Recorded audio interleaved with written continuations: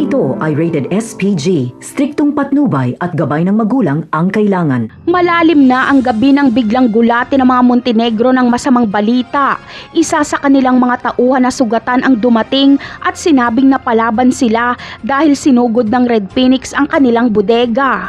Tagumpay ang Red Phoenix dahil nakuha nila ang mga produkto nila Ramon. Ang masama ay nakuha din ang produktong para sana kay Senyor Facundo. Kaya galit na galit si Ramon. Ang Red Phoenix daw umano ang nauna, kaya siya mismo ang uubos sa Red Phoenix.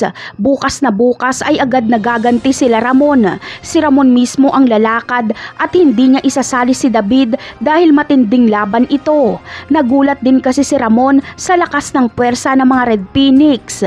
Sa kabilang banda naman ay magpapang-abot nga si Tanggol at Rigor. Sa sinadyang pagkalaglag ni Lena sa hagdan ay si Tanggol ang kanyang itinuro na siyang tumulak daw umano sa kanya.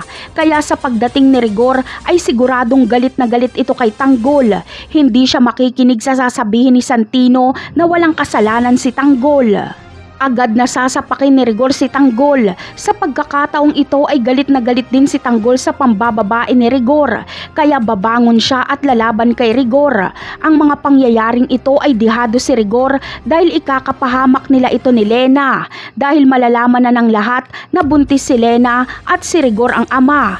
Kaya si Jacobe at Samonte mismo ang magkakaso kay Rigor. Napakarami pa nating dapat abangan sa mga susunod na episode. Paalam!